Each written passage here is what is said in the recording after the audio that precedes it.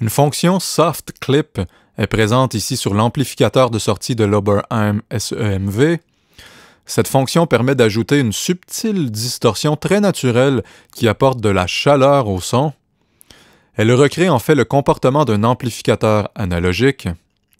Lorsqu'on pousse considérablement le gain de sortie du synthétiseur, en prenant soin de compenser en baissant le volume sur la piste VST associée, ici sur Cubase, en poussant complètement la résonance à fond, en utilisant une onde en dents de scie et en jouant avec la fréquence de coupure, il est possible d'aller chercher des sonorités très riches de type acide.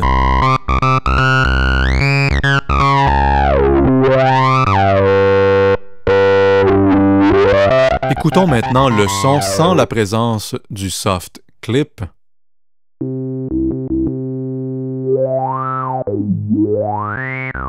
Réenclenchons-le maintenant.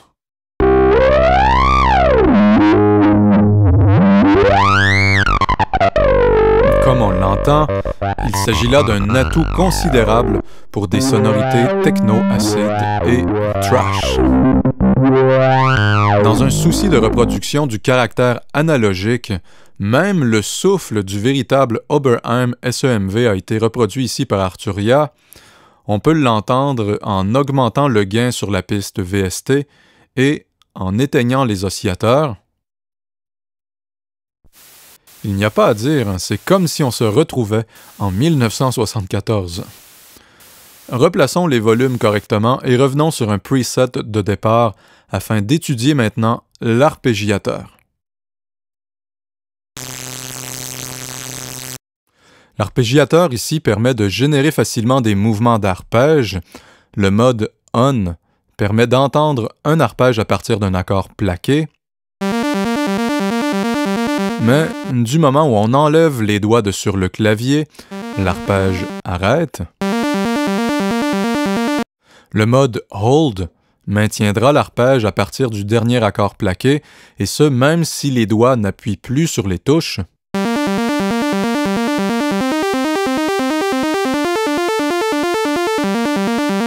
Le bouton Rate permet de régler la vitesse de l'arpège.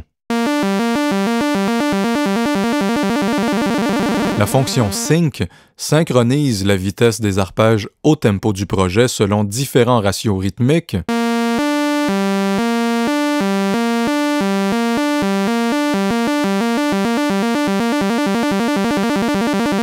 Les petites flèches ici indiquent les différents mouvements qu'on peut faire subir à l'arpège, de bas en haut,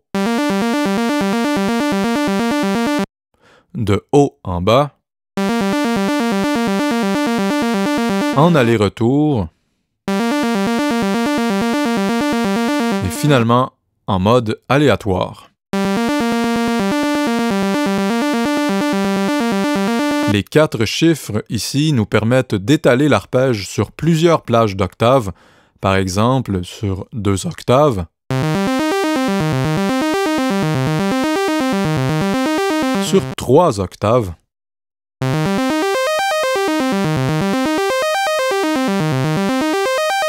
et finalement sur 4 octaves.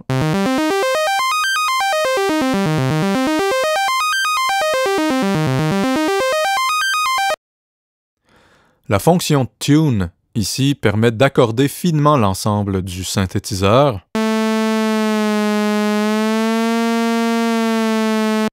Un portamento est ici présent, permettant de créer des petits glissements fréquentiels entre les notes jouées. La longueur de ce glissement dépend du paramétrage ici. À noter que si vous poussez trop le temps du portamento, cela deviendra difficile d'avoir une réactivité convenable pour jouer des mélodies. Attardons-nous maintenant aux 3 puissantes options cachées sous le panneau du Oberheim SEMV. Le Keyboard Follower, le suivi de clavier en français, permet d'utiliser les touches du clavier maître comme source de modulation pouvant affecter différents paramètres de synthèse. Nous pouvons définir 6 lignes de suivi de clavier ici. Un exemple typique est celui permettant de contrôler la fréquence de coupure du filtre de manière à ce qu'elle augmente progressivement en montant sur le clavier. Fermons la fréquence de coupure du filtre et poussons un peu la résonance. Constatons que si les basses s'entendent assez bien, on perd le côté des aigus en revanche, vu que le filtre en arrive presque à filtrer non seulement les harmoniques, mais pratiquement les fondamentales des notes aiguës.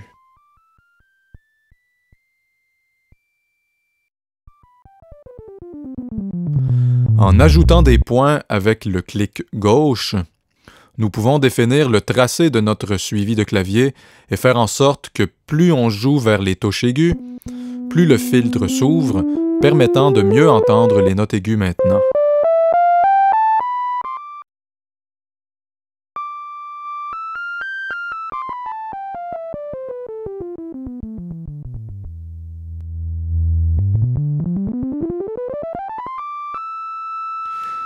Si 6 lignes de suivi de clavier peuvent être utilisées en même temps, nous ne sommes pas limités aux 6 destinations affichées ici.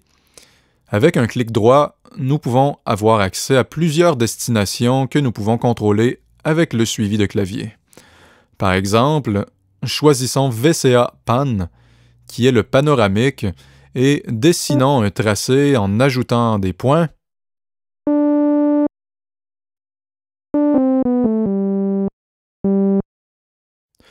Maintenant, on remarque que plus le tracé est vers le bas, plus les notes sont à gauche et inversement. À noter qu'entre chaque point, nous pouvons définir les lignes pour qu'elles deviennent des paraboles, permettant des tracés de nature exponentielle. Nous pouvons ajouter jusqu'à 32 points par ligne. Nous pouvons désactiver une ligne de suivi de clavier en la plaçant sur Off via ce bouton d'activation ou désactiver carrément les 6 lignes via ce bouton ici. Pour nous aider à s'y retrouver, chacune des 6 lignes possède une couleur propre. Nous pouvons finalement mettre à plat les lignes via la fonction Clear. Revenons sur un preset de départ afin d'étudier le programmeur 8 voix.